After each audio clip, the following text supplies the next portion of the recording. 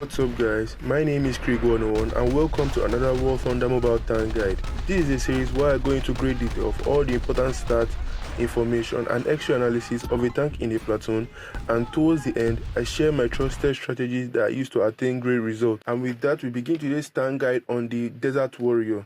First of all, basic info about the vehicle. The Desert Warrior is a British IFV. It is a rank 10 vehicle and is placed in a rank bracket of 9 to 10 and 10 to 11. Enemy positioning can be of 4 types: front, angled, side, and back. An enemy encounter can go in 2 ways. You either kill the enemy either at once or in one shot, or it takes you 2 or more shots to kill.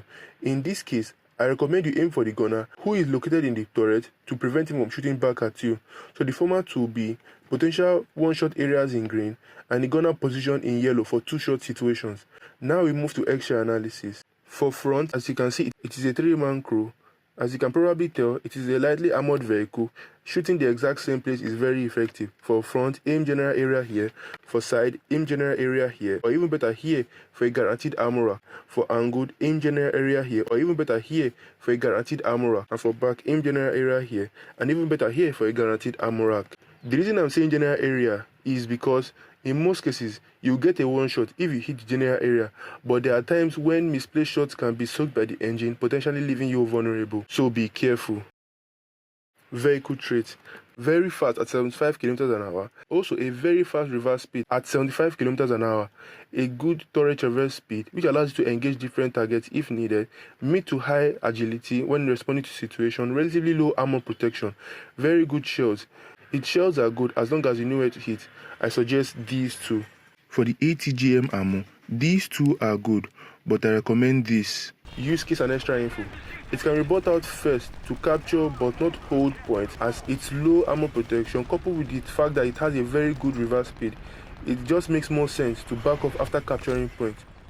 Due to its low armor protection, anything other than small arms will penetrate, that is tank shells, autocannons, artillery, missiles, so be very aware of your surroundings.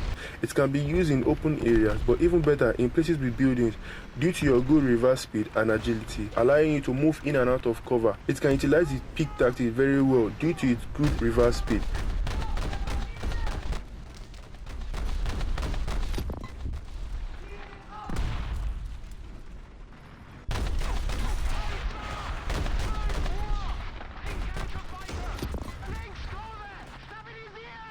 It can also utilize the hold down tactic to an extent, but be careful not to get carried away as it is still a light vehicle. In the hold down position, it can skillfully and sneakily launch its missiles.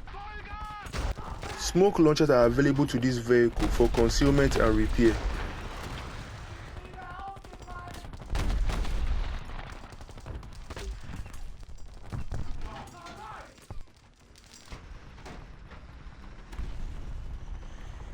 With good aim, it can perform as an SPAA.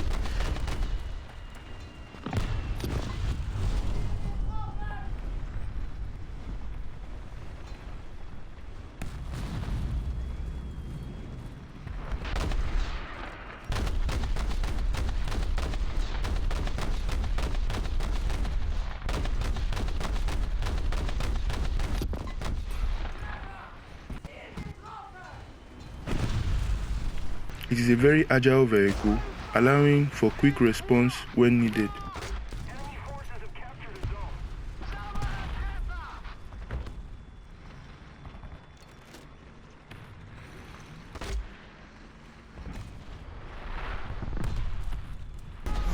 Its cannon is no joke, as it can take out light vehicles with ease, and even tanks if you know where to hit.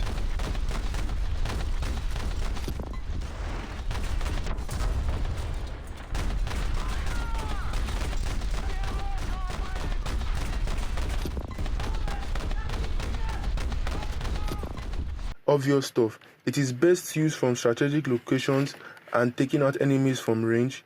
It can't stay in the open or in high intensity combat for too long, as due to your weak armor, especially when alone, it can easily be taken out. Moving with teammates allows you to protect one another and exploit enemy vulnerabilities. The vehicle is very tall, so be careful the way you position yourself. This vehicle also being quite tall is also an advantage, allowing you to shoot from obstacles. You can use your engine as another layer of protection. This vehicle has 3 types of ATGM available to it, anti-tank, tandem anti-tank, with tandem being the better one amongst the two of them and the final one being top attack. But you can only bring one, so you have to choose either tandem anti-tank, which is effective against vehicles with or without ERA, as it is meant to face and defeat enemy armor head-on, or top attack, which is meant to defeat the weakest part of enemy armor, which are the sides and the top or ceiling of the vehicle. This allows you to hit enemies that are behind cover. Personally, I prefer top attack, but at the end of the day, the choice is up to you. Things to know ATGM wise. It has an arming distance of about 30 meters, so take notes.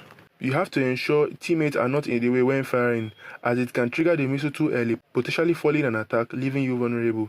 There are times whereby you will need to disable the vehicle with your autocannons first before going for the missile kill. In most cases, an ATGM will not be as fast as a tank shell, so it's best to take that into account when making decisions.